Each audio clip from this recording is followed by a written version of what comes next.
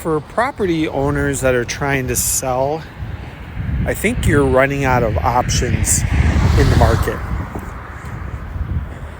MLS or non-MLS, I think that the retail cash buyers that you saw in recent years, you're not going to see those. The ones that were overpaying for the houses. I think the cash buyers that you're going to start to see are more of the investor cash buyers.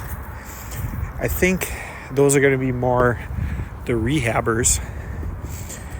Like a lot of them like to buy 50% of the ARV or the MAO, maximum allowable offer, 70% of after repair value, less repairs. A lot of sellers are delisting because they're not getting the price they want, and they're not coming to terms with how much deferred maintenance there is over the decades, and they're not coming down on the price. They might not even have the equity to meet the needs of those cash buyers. The other challenge they're running into is, as the properties eventually get to 4 or 5, 6 months on the market, we go into a buyer's market. Those people selling, some of them will want to buy again. A lot of them won't be able to get financing because of past due credit card debts and repos and late payments and so forth. A lot of people's credit scores are really dropping fast. But for those who have decent credit, in this 4 to 5 to 6 months that it takes to sell a property on the market, those people may tell you they either want to be a cash buyer or they want to put 20% down or look like a strong buyer, right? They're financing, their credit score is decent. The challenge is there's going to be a contingency.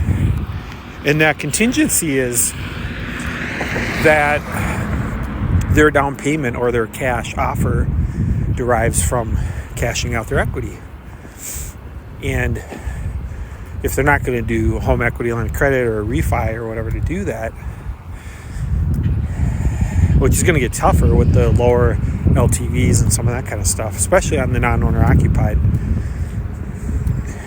then they're going to basically just say, hey, I have to sell my house first. It's contingent on me selling my house first. Well, guess what the other people are going to do? They're going to say the same thing. Well, I'm waiting on somebody too. So people's credentials are tied up in that equity. As more and more people need to, eventually it's a musical chairs, as they need a discount to, you go first, whoever's personal situation is different, then the comps come down and the overall collective equity starts to vanish. So that's what we're going to start to see as the options start to disappear for people that do need to sell in recent times. And then as the market goes down, because there's less liquidity, it takes years to rebound, as it did last time from 2007 to 2017 before we even saw it really get back to where it was. You're going to see a stalemate and the market stalling and being kind of frozen like it is now. But the comps will be going down more to get it moving, to bring more liquidity in the market. The lending gets tighter. So what will be the options of the sellers is, the last option might be to just give the keys back to the bank and just lose the property through foreclosure, as those are continuing to rise with the FHA situation and the student loans. Some of the landlords and the other thing that's happening too is off the MLS, some of these landlords that have a lot of properties to sell, you're not necessarily hearing about them on the MLS. They're being sold off the MLS. So there's a lot of delisting. So there's a lot more inventory that a lot of people aren't hearing about. And so it's coming to a realization for these sellers where, well, I would have liked to have sold the whole package for cash. That didn't happen. I would like to sell it retail, and unless that didn't happen, enough months have to go by for them to chase the market, catch the falling knife, and then that doesn't happen. So, well, then they may be advised, or they may have to figure it out the hard way on their own. And what's going to happen is they're going to say, well, I'm only willing to drop the price so much, or I only can so much. So what'll end up happening is they may eventually figure out that they have to go to seller financing. They might try a contract for deed, and then they might try a higher amount for a contract for deed, and that doesn't get any bites. And I've seen that where they're asking for those entry fees and people want to get paid and everything, but it's usually too much. Again, with the liquidity situation, somebody would have to sell a house first, and that's why the person's there in the first place, because they weren't getting the qualified buyers, because there's a lot of people with the credit scores aren't there nowadays with, the credit card defaults, repos, everything at all-time highs, student loan defaults, all that kind of stuff, right? Just have less financeable buyers. So what we're looking at is eventually there'll be somebody that can teach them what subject to is, and there'll be more possible buyers for that, investor buyers and the educated ones. And then the other thing too is they're going to have to really bring down those entry fees a lot. The sweet spot's probably going to be somewhere in the 0 to 5% down range. And then the interest rate is going to also be in the sweet spot between like 0 and 3% of where the investors are going to have the appetite. And why are they going to want the sellers to be that aggressive? Well, because again, their money and their time and everything's going to be tied up for that 10-year rebound. And they have to say, what is my time worth, right?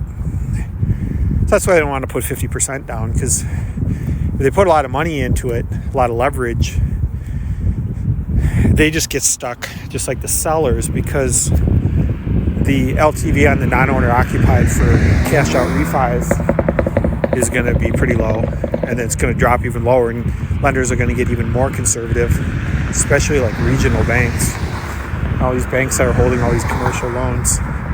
And then there's going to be cut appraisals. It's going to be harder to find comps, and the appraisals will get cut, and that'll get even lower. So a lot of people that have any kind of leverage over 50% will get trapped in the house.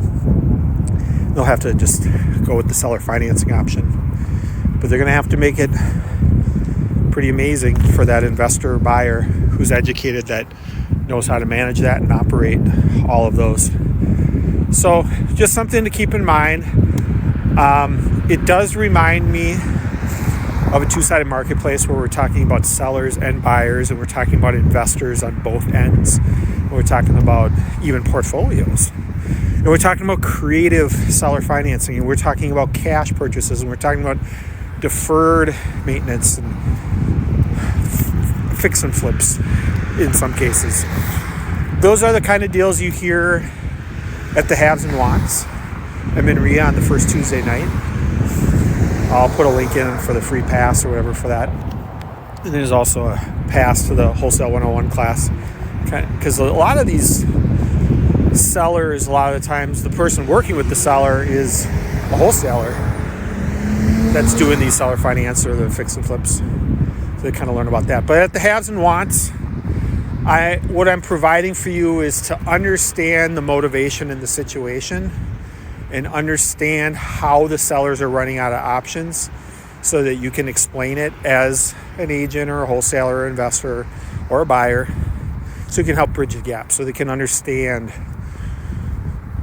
what they're about to do as they chase down the market and try to catch a falling knife in a market that is going to see tighter lending, inventory rise,